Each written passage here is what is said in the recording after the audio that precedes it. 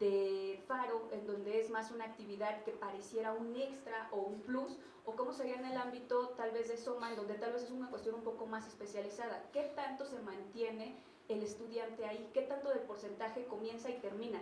Que era un poco lo que ella planteaba en la mañana. Pero bueno, lo dejo como reflexión y más bien la abrimos hacia ustedes para que esto no sea circulito cerrado.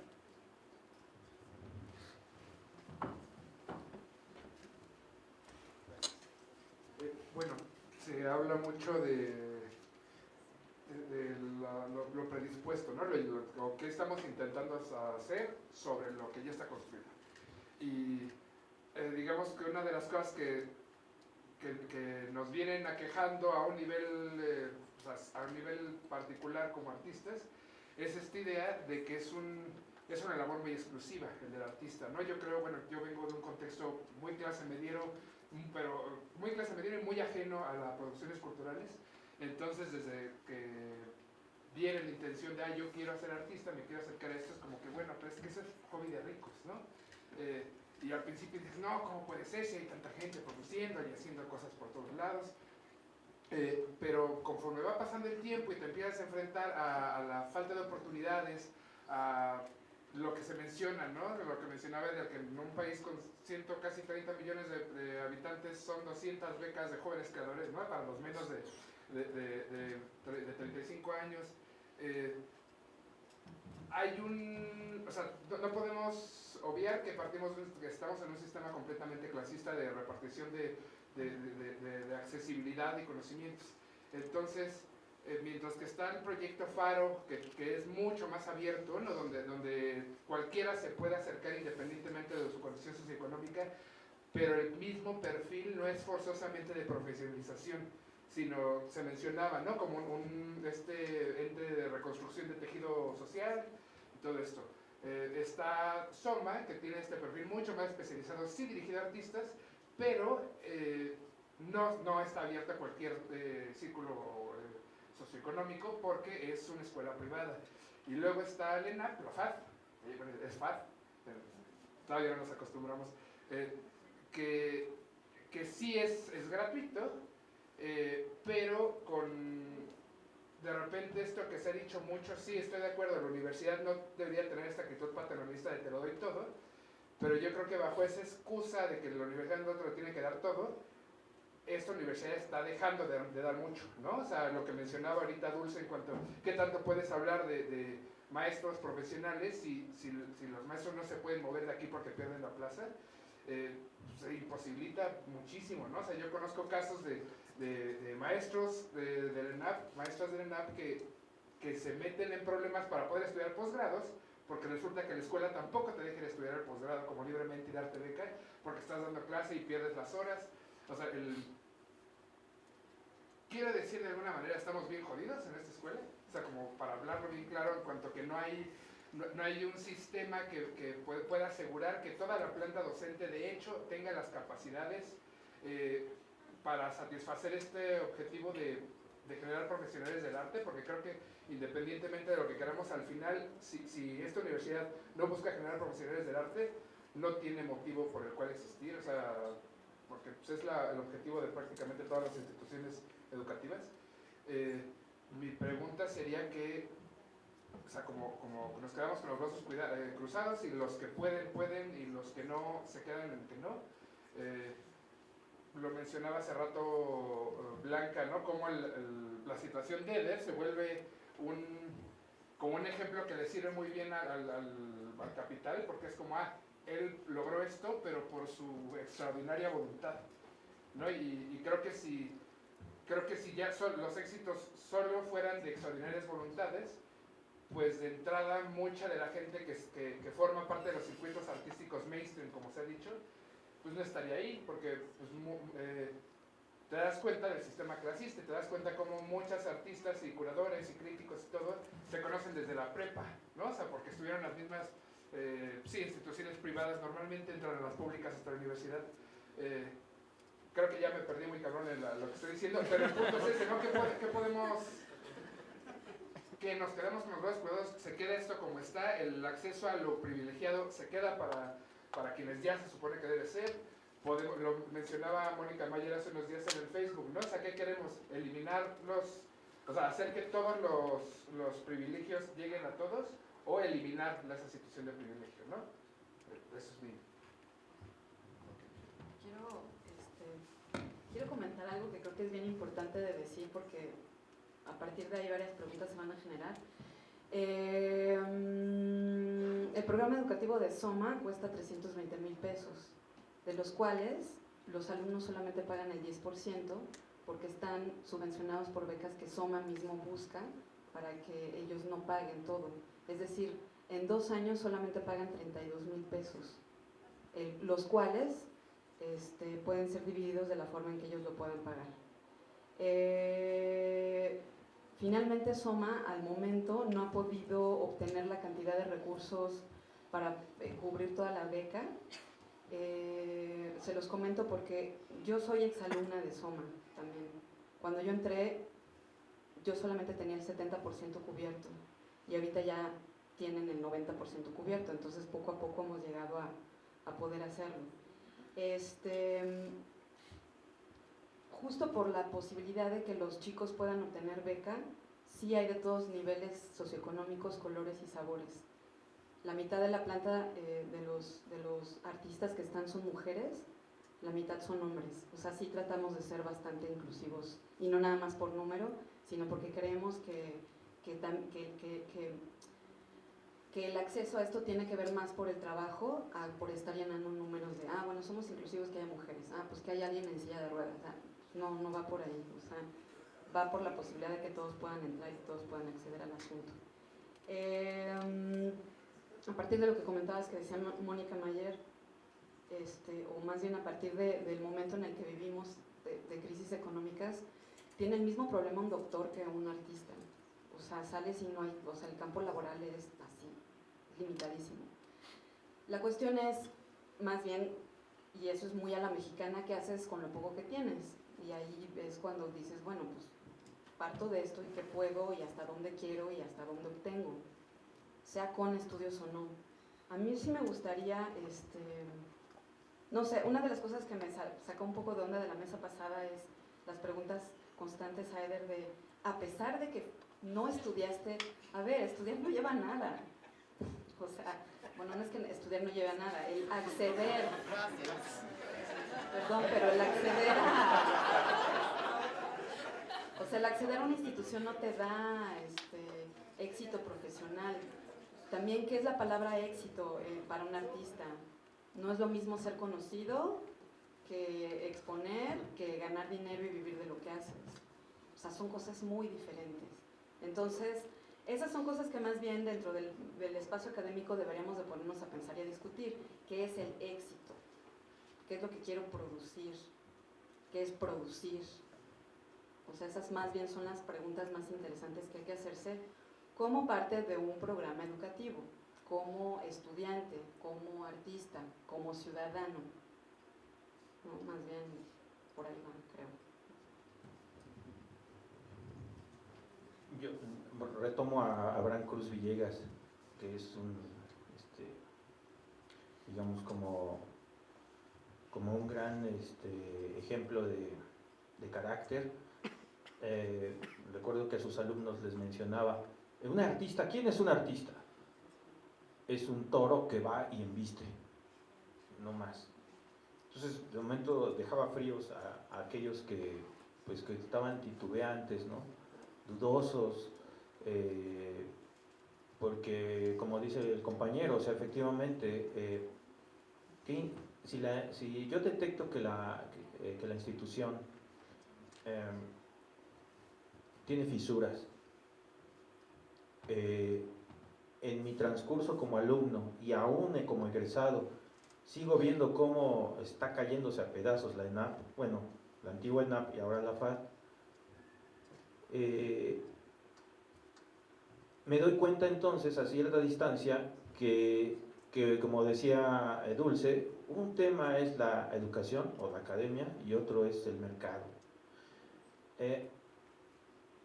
Yo también les quisiera preguntar a ustedes, o sea, ¿qué piensan de su estancia aquí? O sea, ¿qué pretenden, vaya? salir, ser como lo de la fama y la fortuna, ¿no? O sea, ¿qué pretenden? Ser productores de arte, como lo decíamos en la otra facultad, no todos van a ser artistas, ¿no? Unos quizás se dediquen a la curaduría, otros a la museografía, otros a la investigación, a la historia, etc. Pero es una pregunta que todos los alumnos debemos hacernos, ¿no? Es, ¿qué pretendo? ¿Qué voy a hacer? O sea, bueno, a lo mejor soy un chavo bien portado y tengo puros dieces. Y Nishizawa, pues, me enseñó bien chido. Y soy el mago del óleo, del temple y todo eso. A ver, ¿qué pasa entonces con que pues salí, soy un gran egresado, quizás hasta con beca, pero no tengo trabajo, no tengo galería, y eso ya es grave, ¿no? Y pues, como yo lo dije alguna vez, no me vuelvo a parar en un maco hasta que tenga galería, y ya van como 7 años que no he ido. Entonces, estoy intentándolo, ¿no? Siempre.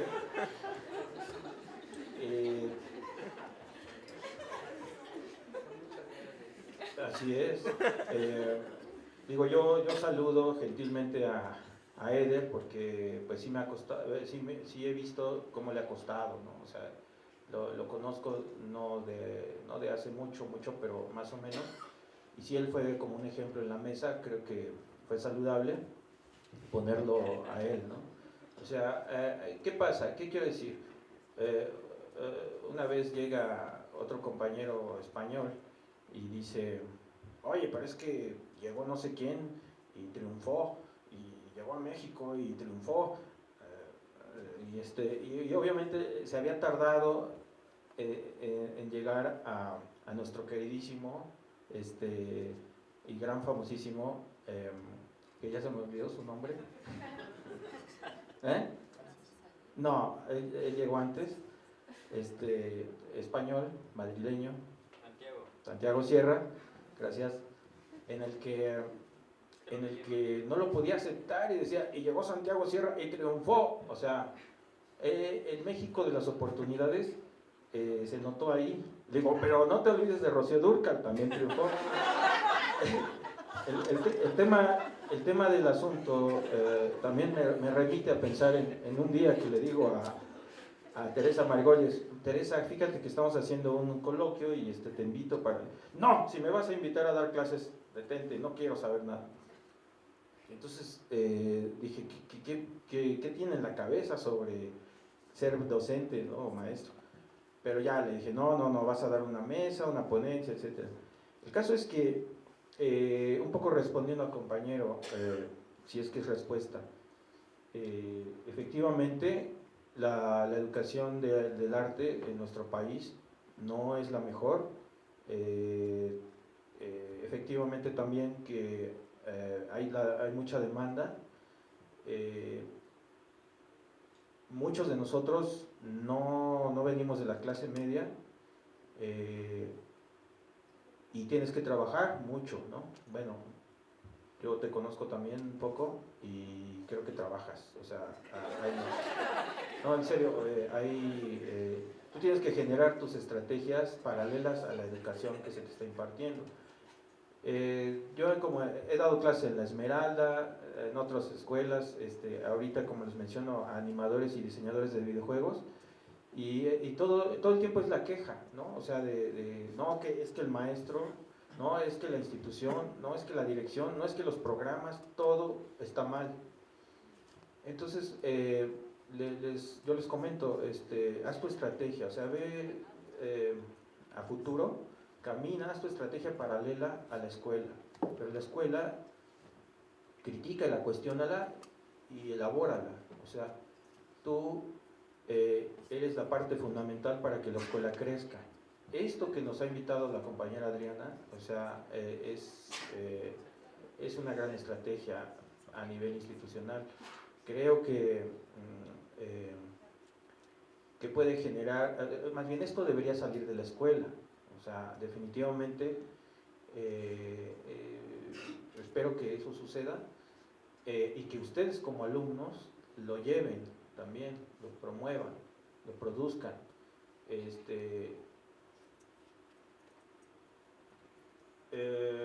Por ejemplo, me recuerdo a la Academia de San Carlos que fue muriendo.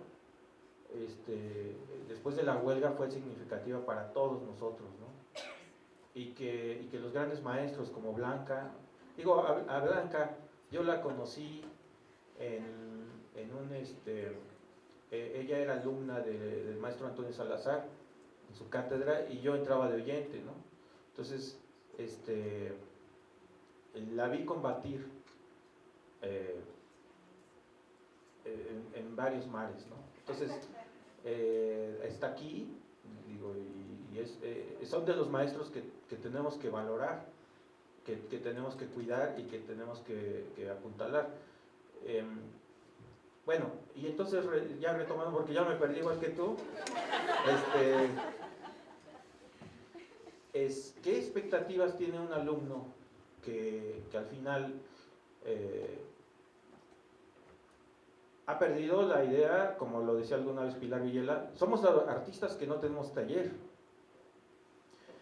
porque un poco la relación con los gremios es no pierdas la idea del taller, y creo que por ejemplo la ENAP, sospecho, tiene grandes productores de artistas del grabado. Entonces no hay artista alguno de la ENAP, bueno, de la Escuela de Artes, que no tenga un tórculo en su casa, ¿no? Es impresionante que todos es así. Parte de la formación yo hago reproducciones de arte a través del grabado. Tenemos una tradición, ¿no? Entonces, en México, entonces, creo que ese es un acierto, un gran acierto histórico que tiene la ENAP, la FAD. Entonces, yo te invito, digo, que también conozco que tus estrategias son paralelas, así, como ejemplo que también puede ser, a que se produzcan núcleos, o sea, y eso nos ha resultado, ¿no? O sea, núcleos paralelos, núcleos, ¿cómo se llaman? Simultáneos, de artistas que producen. Yo aprendí mucho de la panadería, ¿no?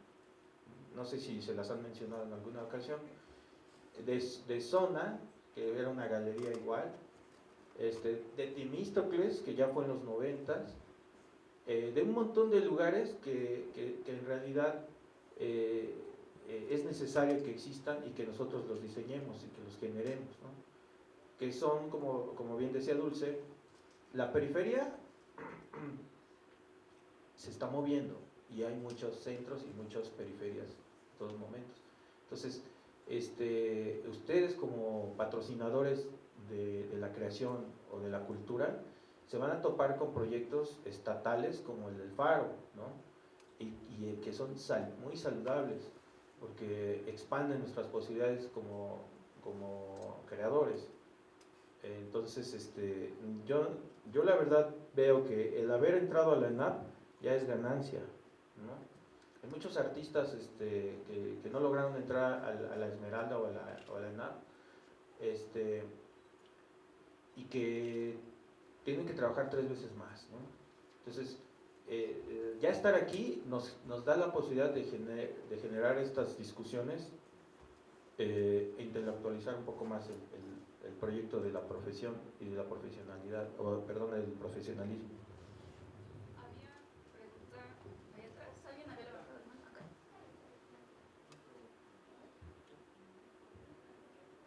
Perdón, creí que había. Bueno, no, yo lo que quería decir es que a mí me queda muy claro por su exposición un poco lo que yo decía hace rato, ¿no? Que las escuelas, ¿con qué trabaja la educación? Yo sostengo que trabaja con expectativas y trabaja con deseos. Y yo lo que veo es que la gente en el Faro es súper feliz, al menos eso es lo que nos cuenta el compañero y lo que se ve en los videos. No, y no sé, en YouTube hay unos videos del Faro en donde entrevistan a la gente y la gente dice, yo desde que vengo aquí, no, yo soy feliz y yo aquí he encontrado y aquí sí me toman en cuenta. Y yo creo que la ENAP debería de convertirse en un Faro. O sea, hablando de verdad, no, lo digo en serio, o sea, hablando de modelos alternativos de educación, o sea, es lo que tenemos cerca. Bueno, no digo, sí digo, ¿por qué no nos convertimos en un faro? O por lo menos pensamos en eso, en expandirnos, no con 3 planteles o 4, sino en otras expectativas. O sea, hay un programa en la FAD, que es el programa de educación continua, que cumple como esa parte de la educación informal. Y es ese programa que vincula a la escuela con la comunidad, pero realmente no vincula. O sea, da cursos y la gente paga por ir, pero realmente no vincula ni a los estudiantes ni a los profesores, ¿no? No, se llama educación continua. El taller infantil sí, pero es el taller infantil, no es el programa de educación continua, en donde hay hasta un libro cada semestre de los cursos que ofrecen, ¿no? Entonces yo creo que insisto, o sea, el asunto de las expectativas y de los deseos, a mí me parece fundamental pensarlo como profesora y también pensar, o sea, que invitar a toda la comunidad a que lo piense, porque al final el deseo de las autoridades es uno, nuestro deseo es otro, el deseo de los estudiantes es otro. Entonces, bueno, pues ahí a lo mejor podría haber una negociación entre deseos, ¿no? Y creo que es muy claro lo que ocurre en el Faro, a diferencia de lo que ocurre en Soma. Yo no lo planteaba tanto en términos de clase social, que obviamente, pues sí, está claro, ¿no? Digo, por más que haya becas, sí hay un rango de acceso, ¿no? Sino más bien en cuáles son las expectativas, o sea, ¿a qué va el Faro? ¿A qué va la gente al Faro? Que además te dicen, oiga, yo lo que quiero es aprender a hacer pan. A mí me encantaría que uno de mis alumnos me dijera, bueno, mira, pues pone que no hacer pan, pero pues, a decir, oiga, pero lo que usted, ¿por qué no nos enseña mejor qué fue el Renacimiento? Por decir, ¿sí? A ese tipo de interacción, porque o el modelo de Daniel, que es el modelo socrático de ir a decirle al artista, y porque eres artista, y como él dice, llevarlo al límite, en lo que está haciendo, es lo que hacía Sócrates, hasta que le dieron la cicuta. O sea, cada estudiante también va con diferentes maestros, con diferentes expectativas, ¿no? Entonces yo creo que ha sido súper, para mí por lo menos, súper esclarecedor lo que ustedes han contado, porque deja claro, o sea, los que van a Soma, los estudiantes que dicen, yo no quiero tener esa relación de autoridad, que esa era como una pregunta, bueno, es una pregunta, esa relación de autoridad de las escuelas tradicionales, o gremial, que es tan ENAP, ¿no? Este modelo gremial de la enseñanza, sino que quiero aprender de un profesional, ¿no? O sea, no quiero que se me enseñe, o sea, quiero aprender de la gente que es artista, que tiene un taller y que tiene una práctica, aunque no sea famoso, o sea famoso, ¿no? Entonces creo que son diferentes expectativas, pero bueno, una pregunta que quería hacer a los tres, al socrático, al taller horizontal y al taller de la comunidad y buena onda, es cómo hacen ustedes como estamos hablando de modelos alternativos de educación, ¿cómo hacen ustedes para negociar con su propia autoridad como profesores, ¿no? En el caso, por ejemplo, de Daniel, tú ya dijiste pues, que es muy difícil, que tú no le vas a enseñar a hacer pan, porque tú estás haciendo una obra. No es cierto. Ok, es una pregunta. Bueno, en general, yo sí me asumo como una autoridad en la clase. Porque de alguna manera, pues sí conozco más cosas, o sea, me he formado en eso durante mucho tiempo y eso me ha permitido saber más, por lo menos tengo más conocimiento de. Y en ese sentido, yo sí me asumo como una autoridad. Yo sí conozco otros referentes, tengo otro tipo de ideas que no solamente pues, vienen como del estudio tal cual, sino de otro tipo de reflexiones que se me han permitido, digamos. Mi formación es interdisciplinaria, o sea, yo no solamente vengo del arte, ¿no?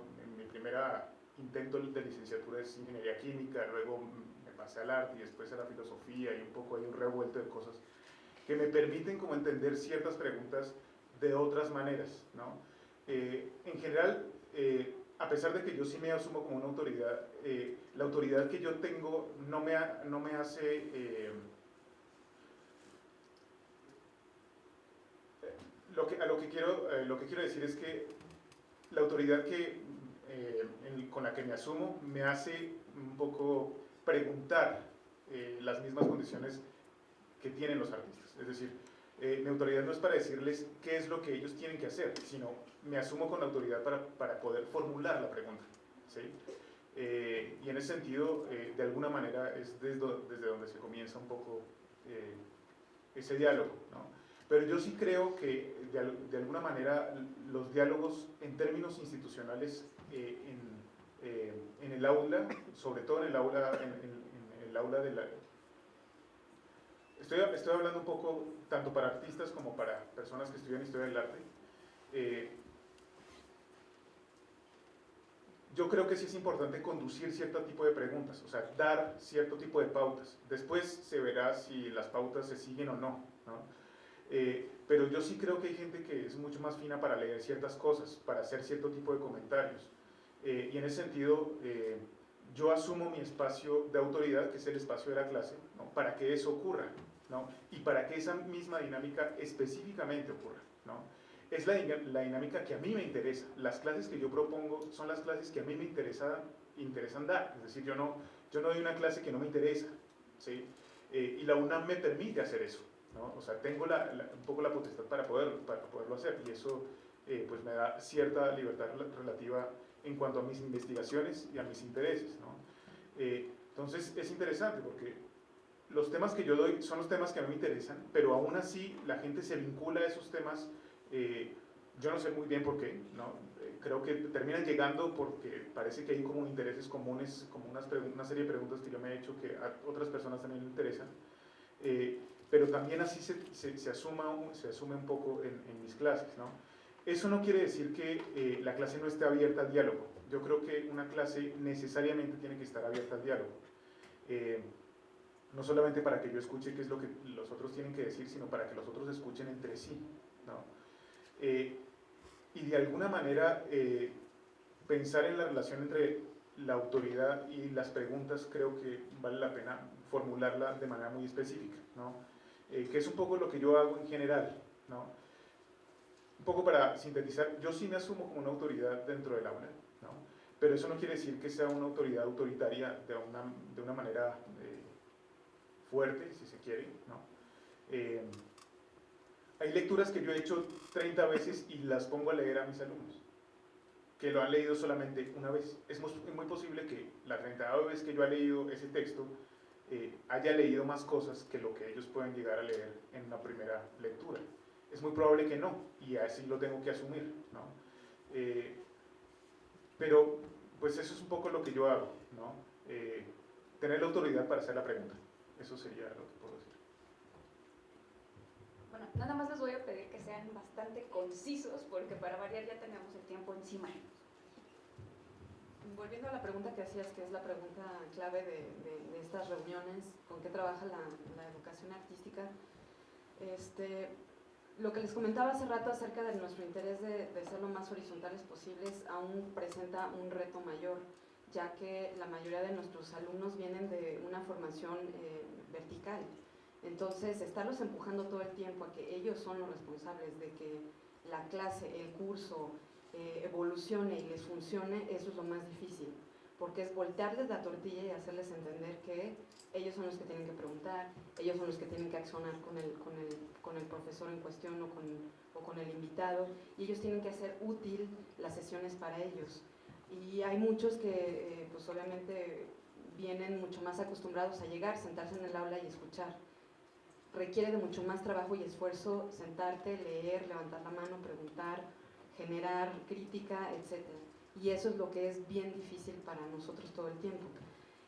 Hace rato lo mencionaban, van a pasar varias generaciones para que eso cambie, pero pues estamos en el camino y entonces hay que tratar de empujarlo para que así sea.